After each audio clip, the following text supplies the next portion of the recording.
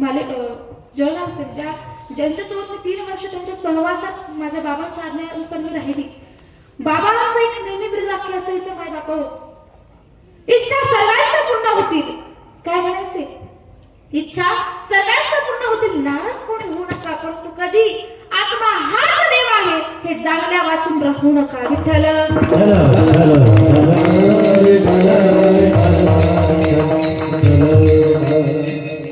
बाबा सहज सांगून जायचे, अरे देव तुम्हीच आहे, इतरत्र तुम्हाला शोधण्याची आवश्यकता नाही. परंतु आज धर्माची व्याख्या प्रत्येकाने वेगवेगळी केली.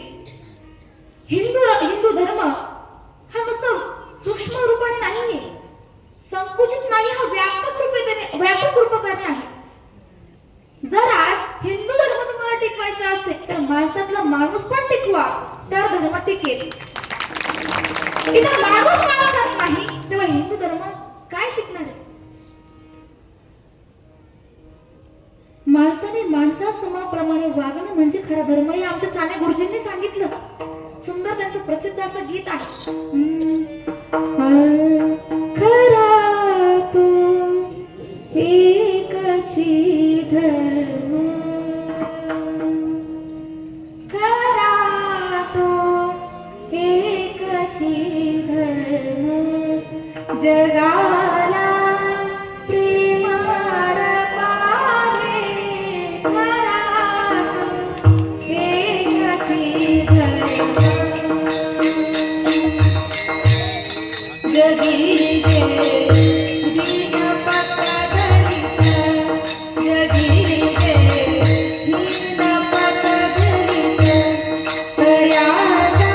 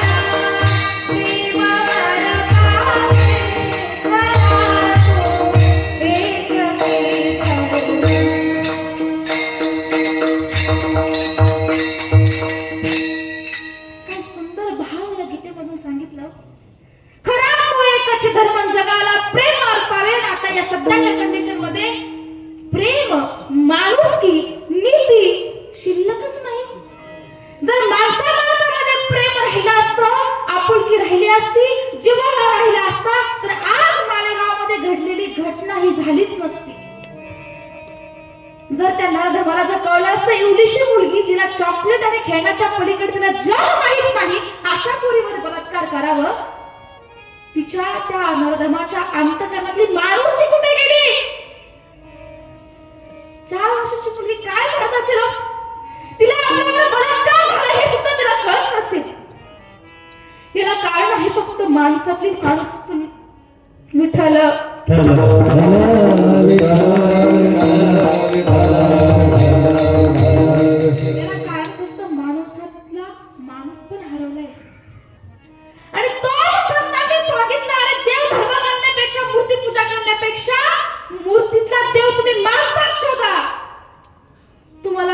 धर्म जोपासण्याची आवश्यकता नाही. म्हणून जगद्गुरु तुकोबराय म्हणतात, धर्माचं पालन करायचं असेल तर पाखंडांना नष्ट करण्यापेक्षा, पाखंडी म्हणजे पाप, दुष्ट विचार, आणि हे नष्ट करायचे असेल तर दुष्टांना त्या ठिकाणी त्याचा विनाश नाही करायचा, त्यांच्यामधली असणारी दुर्वृत्ती, त्या ठिकाणी त्यांचे वाईट विचार ते नष्ट केले पाहिजे.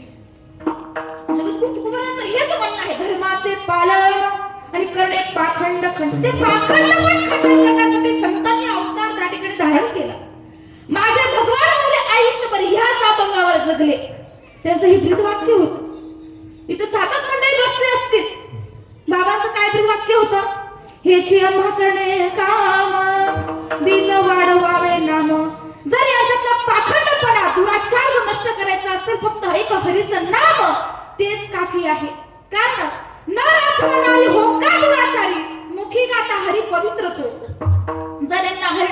जर प्याला अमृत पाजलं नाही तर खऱ्या अर्थाने यांच्यातलं जे विषाणू रूप आहे, काम, क्रोध, विकार, हे सगळे विकार आहेत ना, ते गेल्याशिवाय राहणार नाही.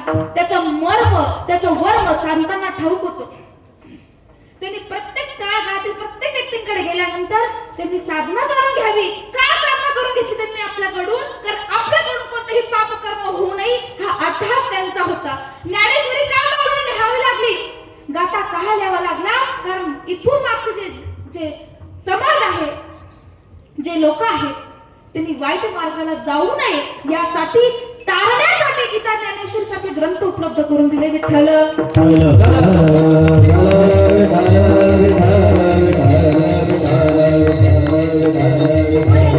अमृत हे नामरूपी औषध जर यांना पाजायचं असेल ना, त्यासाठी तुकोबरा म्हटले, भक्तीचे वर्म ज्याच्या हाती, त्याच्या घरी नांदे क्षमा, शांती, दया. कारण हरिनाम घेतल्याशिवाय तुमच्या अंतःकरणामध्ये दया उत्पन्न होणार नाही. आणि दया उत्पन्न, कारण दयाच्या ठिकाणी धर्म टिकतो. आणि दया कोणाजवळ टिकते? हरिनामाजवळ टिकत असते. धर्म हा नुसता धर्म धर्म धर्म म्हणून टिकत नसतो. जर तुम्हाला एकमेकांविषयी दया असेल, आपुलकी असेल, प्रेम असेल, तर धर्म टिकतो. दया धर्म का मूल है. म्हणजे धर्माची आई दया आहे. आणि ती दया आपल्या अंतःकरणामध्ये निर्माण होण्यासाठी हरिनामाचा वास त्या ठिकाणी असला पाहिजे, त्याशिवाय गत्यंतर नाही. कारण माऊली ज्ञानोबा असं म्हणतात, दया ते धर्म, धर्म ते सुखागम, सुख ते पुरुषोत्तम, असे जैसा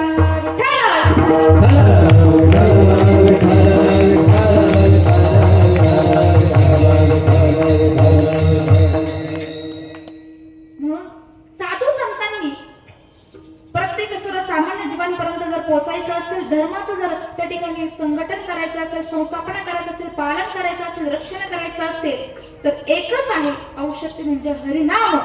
कारण जोपर्यंत हरिनाम रूपी बीज त्यांच्या कानात पेरत नाही, तोपर्यंत धर्मरूपी वृक्ष वाढणार नाही. मग हरिनाम रूपी जर बीज त्या ठिकाणी पेरायचं असेल आणि धर्मरूपी मोठं वृक्ष त्या ठिकाणी जर निर्माण करायचं असेल, तर तुकोबरा म्हणतात, त्यासाठी माझा अवतार झालेला आहे. कारण संत आणि देव मध्ये फरक काय माता पाहू? संत आणि देव, देव हा काय करतो? दुष्टांचा डायरेक्टली संहार करतो. परंतु संत हे काय करतात? त्या दुष्टांमधला दुष्टपणा नाहीसा करतात. हा फरक संत आणि देवामध्ये आहे. देव हा आपला बाप आहे आणि संत आपली काय आहे? आई आहे. आई ती आईप्रमाणे आपल्याला सांभाळते. पसंत तुम्हाला माहिती असेल, आता विश्वात्मके देवी माऊली या विश्वात्मके अखिल विश्व परमात्म्याला प्रार्थना केली, मागणी केली. काय म्हटले ते माऊली नानवरे? काय म्हटले? आता विश्वात्मके देवी एने वाग्यज्ञ दोषावे, तो शोडी मज द्यावे पसारे. पुढे काय आहे? जे खयाची विनती साधो, तया सत्कर्मे रती वाढो, भूता परस्परे वडो, वडो नाही जडो, मैत्र जीवांचे. जे खयाची व्यंकटी सांडो. अरे विश्व परमात्मा ऐकणारे माझ्या या भक्तांचं, माझ्या या साधकांचं काय कर? त्यांच्यातला जो दुष्टपणा आहे ना, तो दुष्टपणा नाहीसा कर आणि त्यांना योग्य मार्गाला लाव, अशी प्रार्थना विश्व मागणी त्याच्याकडे माऊली नवऱ्यांनी केली. आणि ती करत असताना त्याचं जे काही साधन आहे, ते साधन ते वर्म जाणलं. कारण नामाशिवाय पर्याय नाही. मग अभंगाच्या विवेचनामध्ये जगद्गुरु तुकोबरा म्हणतात, हे आम्हा करणे काम, आम्हा करणे काम, हे आम्हा करणे काम, हे आम्हा करणे काम, बीज वाढवावे नाम, नाम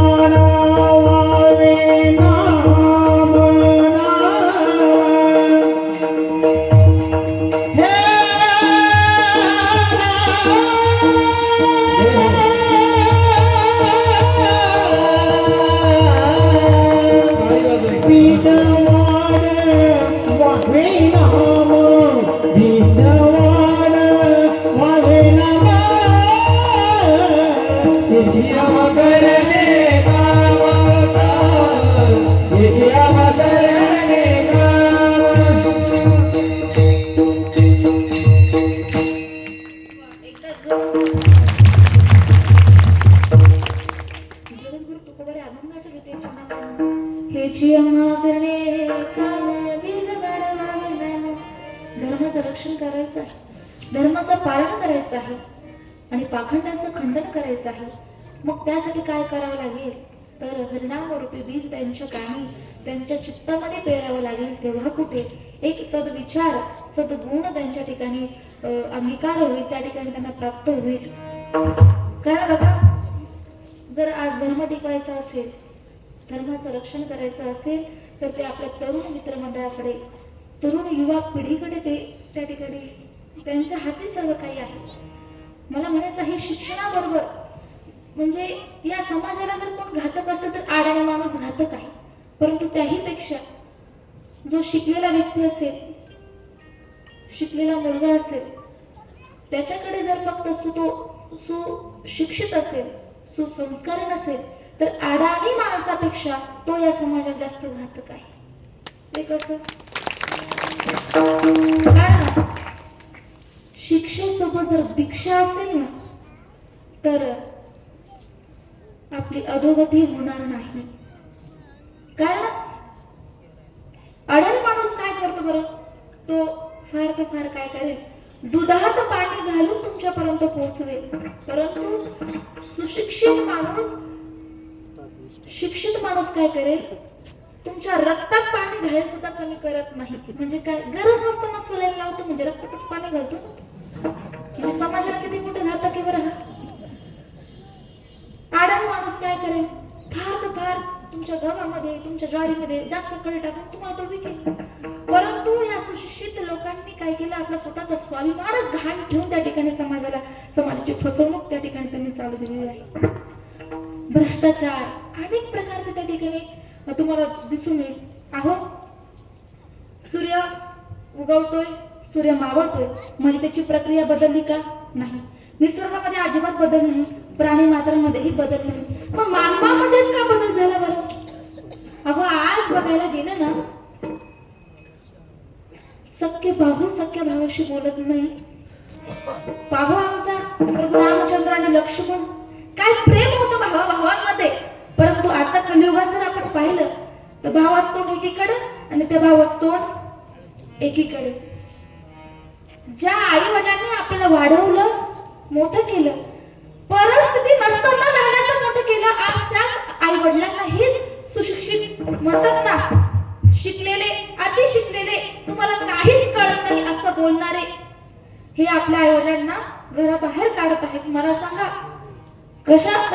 माध्यमातून कोणत्या मार्गातून धर्म टिकेल? जोपर्यंत आपला स्वधर्म आपल्या लक्षात येत नाही तोपर्यंत धर्म आपल्याला जोपासता येणार नाही.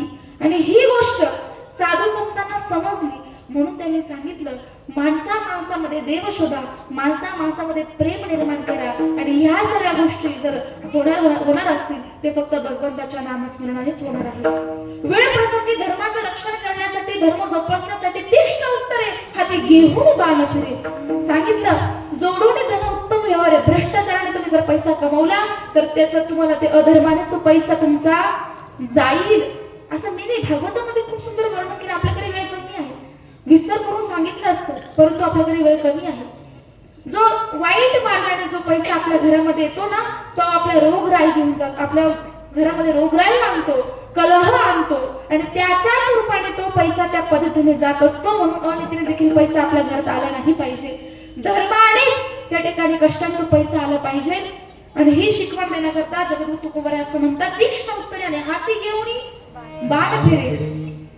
फक्त त्यांनी एकच अनमोल संदेश मात्र तुम्ही आम्हाला दिला, बाबांनो, या लढ्यात आल्यानंतर तुम्हाला देव नाही होता आला तरी चालेल बरं का.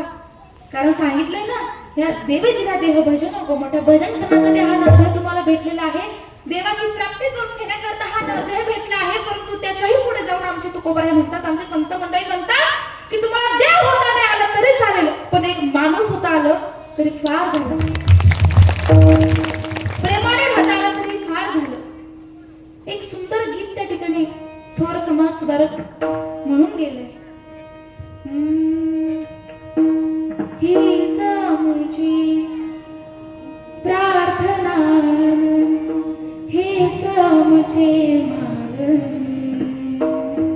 शाळेमध्ये आपल्याला होती की नाही, शाळेमधून आपल्याला शिक्षण दिलं जात होतं बघा. शाळेमध्ये ह्या शिक्षणाबरोबर गीता ज्ञानेश्वरी सारखे ग्रंथ जर अभ्यासाला दिले ना, एक साहेब असं म्हणून गेले, there are so many colleges of art but there are not colleges of heart. म्हणजे एक चांगलं हृदय बनवण्याकरता कॉलेज नाही, कुठंच नाही. पण जर कला शिकायची असेल, शिक्षण शिकायचं असेल तर आहे ना, भरपूर कॉलेज आहेत. परंतु एक चांगलं हृदय, चांगलं माणूस जर तुम्हाला बनवायचं असेल ना, बनायचं असेल ना, घडायचं असेल ना, तर गीता ज्ञानेश्वरी सारखं, हे सप्ताहासारखं, हे जे काही आपण करतो ना, शिबिर करतो, म्हणजे ज्ञान संपादन करण्यासाठी जे काही संस्था आपण बघा, शिक्षणाबरोबर काय करतात ते आध्यात्मिक देखील त्या ठिकाणी सांगड घालून ते जीवन जगतात. ते त्यांचं जीवन उज्ज्वल आहे. आजच त्यांचं जीवन काय आहे, उज्ज्वल आहे. कारण का, शिक्षेबरोबर ते दीक्षा देखील त्यांनी संपादित केलेली आहे. दीक्षा संपादित करणं म्हणजे काय, आपल्या प्रत्येकाच्या जीवनामध्ये संत विचारांचं अधिष्ठान असणं महत्वाचं आहे. तरच आपण माणसात राहू. काय आपण आपली काय घेत होतो, हीच आमची प्रार्थना, हेच आमचे मागणी. मानसाने मानसाशी मानसा समवारणी. धर्म जाती प्रांत भाषा द्वेष सारे संपुदे. एक निष्ठा एक आशा एक रंगी रंगुदे. अन पसरो तयावर शुद्धतेचे चांदणे. मानसाने मानसाशी मानसा समवारणी. हीच आमची प्रार्थना. लागले आयुष्य जितके ते जगावे चांगले. पावले चालू पुढे जे थांबले ते संपले. घेतला जो श्वास आता तो पुन्हा लावणे. मानसाने मानसाशी मानसा समवारणी. हीच आमची प्रार्थना. या कीर्तनातून बरे तुम्हाला राम प्रभू, दत्त प्रभू, कोणतेही प्रभू तुमच्या लक्षात नाही राहिले तरी चालेल, परंतु या कीर्तनाच्या माध्यमातून मायबाप हो, माणसाला माणसाला ओळखा, आपली माणुसकी जिवंत ठेवा, परस्परांविषयी प्रेम त्या ठिकाणी जागृत करा. आज समाज खूप वाईट नजरेने आज वाटचालीने चालला आहे. पण आपलं रक्षण आपण करावं. म्हणजे काय, आपल्यात माणुसकी शिल्लक राहिली तरच इतरांमध्ये माणुसकी शिल्लक राहील. तो तसा वागला म्हणून आपण तसं वागायचं नाही. आता जगद्गुरु तुकोबाराय असं म्हणतात, धर्माचं पालन करत असताना परंतु नाम घेऊन आम्ही धर्माचं पालन करतो. नव्हे नव्हे तर वेळ प्रसंगी धर्माची जोपासना करण्यासाठी तीक्ष्ण उत्तर हाती घेऊन बाहेर फिरे. त्याचप्रमाणे मी धर्माचं रक्षण करण्यासाठी लहान मोठं बघत नाही, फक्त त्याचं कल्याण व्हावं हाच विचार डोळ्यापुढे ठेवून मी त्या ठिकाणी कार्य करतो. हेच अभंगाच्या शेवटचे चरण